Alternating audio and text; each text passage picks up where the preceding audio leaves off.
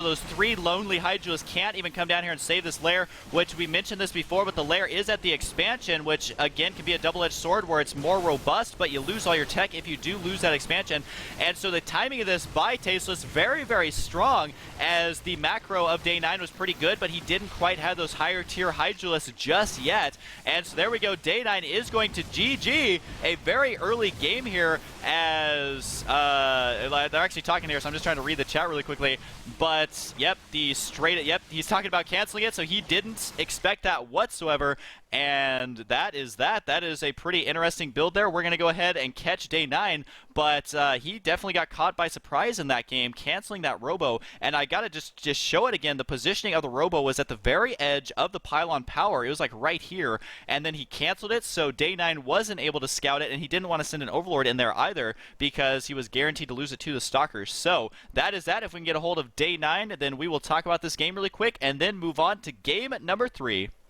I'm really interested to hear what Day 9 has to say about that, so yeah, let's go ahead and do it. Hello. Hey, there you go. We just finished up game number 2. Uh-oh.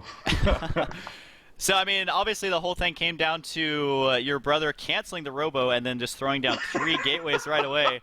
Yeah. So, I mean, that may be the focus of most of our discussion. So just tell us what happened and how much out of position it caught you when he moved out across the map. Super out of position. So I did say that Zerg was my weakest race, but I think a better way to describe it is that, like, I'm not confident in a lot of areas, but there's a lot of Zerg versus Protoss situations where I'm super confident. And one of those is when I see a fast Robo. I saw the fast Robo, and I was like, I got this. Now, I had to remember, though, that I am playing against my brother, right, who hides cannons. I mean, even up to, like, 2009 and 2008, he was still, like, cannon rushing me and, like, Protoss versus Zerg, and occasionally winning, because he'd always find a new place to build those cannons, you know. He just, you know, loves these sort of cheesy, gimmicky things where he's like, ha-ha, you know, and comes out with the win. So when I was in there and I saw his robotics facility, just a little part of my brain was going, surely he isn't going to cancel this thing.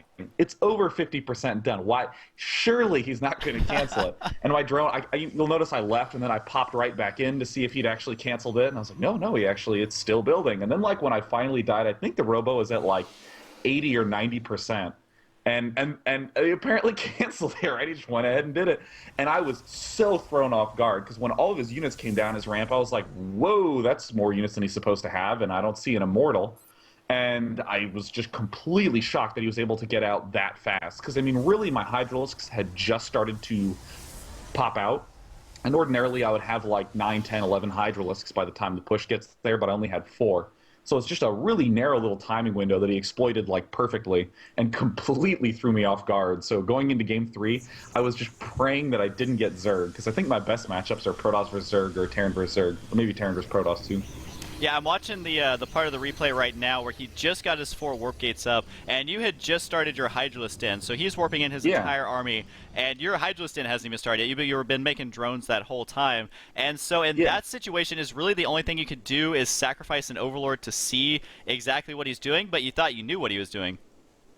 Yeah, definitely. I mean, I think the answer is that I shouldn't do what I'm doing, which is to go straight for the Hydralisks. I think what would be better is to either get the Hydralisks much more early, so that way it's not so thin in terms of defending, or just delay it way longer. So, for instance, get maybe a second Queen earlier, delay my gas, try to defend with Zerglings instead of Hydralisks.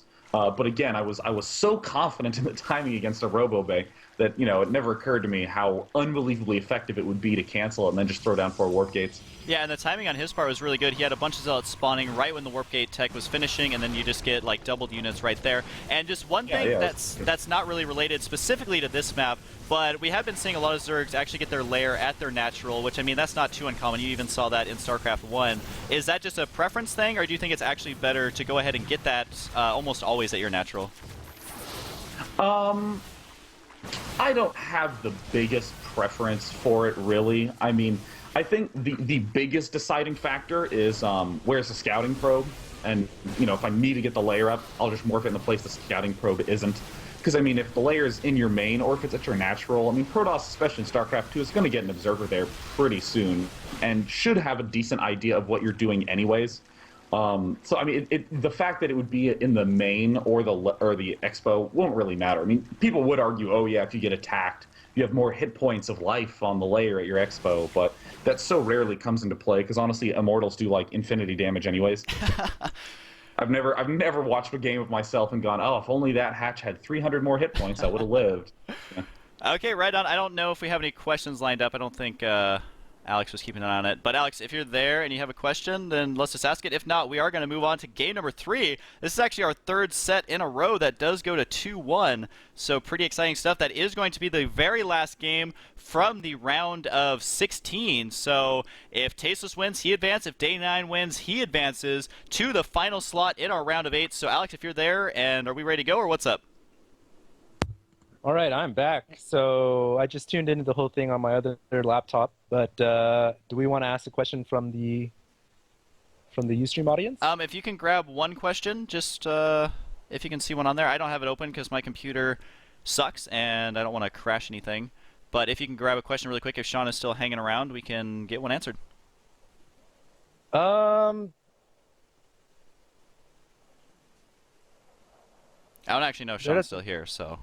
Oh, I'm sorry. I didn't realize you asked a question. Someone wants to know, I'm ready. Okay, he's looking up a I don't know. question These are pretty troll questions. So I'll let Sean take care of that. Oh, no. We'll just go into game 3, and then we'll wrap everything up there. And we had the same problem with Orb where everyone was just